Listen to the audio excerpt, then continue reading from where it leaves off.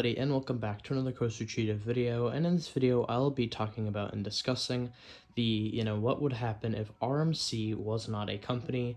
And I think some things are pretty obvious here. Like, first of all, a lot of wooden coasters in the world would have just been completely gone, and some have gotten the RMC, like the Titan track, or not Titan track, I'm sorry, the Topper track, or the full full RMC conversion.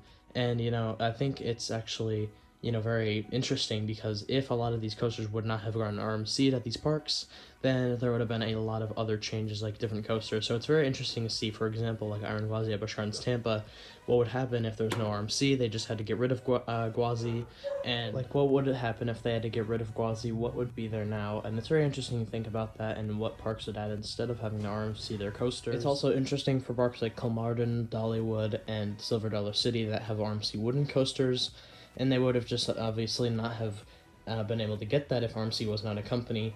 So yeah, I mean, a lot of wooden coasters have been resurrected by the RMC treatment by this, and I just think a lot of like legacy coasters, like a lot of parks would not be very good or as good without it, because I mean, Six Flags Fiesta Texas, for example, if you take away their two best coasters, which are both by RMC, then there's a big, that wouldn't be a very spectacular park. And honestly, I know RMC hasn't made a ton of coasters because they're a relatively new company.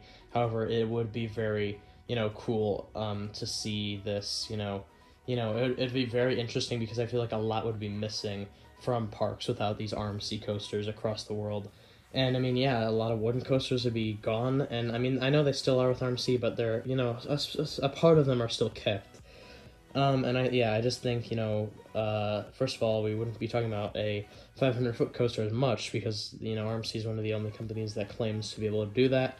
And yeah, guys, I mean, I just really think that I want to do another video like this for Intamin, because I think they're a lot more important in the coaster scene, and maybe for B&M one day too. However, RMC is the first one I'm going to be doing here, because I do think it's interesting, because a lot of parks would not, really have the chance to. Also, I mean, RMCs are cheap, like a lot of smaller parks and Six Flags parks. I mean, a lot of parks would just really be hurting because of this, because they would need a much more expensive coaster to fill in their coaster gap, instead of building like a RMC, for example.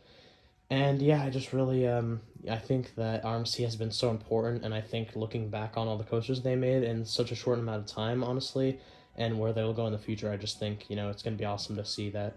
And it's very interesting to think about. So yeah, guys, if you did enjoy, please like and subscribe. Also, comment down below what you think of this video, and what if you're excited for the Intamin video like this, and maybe B&M, maybe some other coaster manufacturers. Comment down below your recommendation. And yeah, guys, I hope to see you in the next video. Goodbye.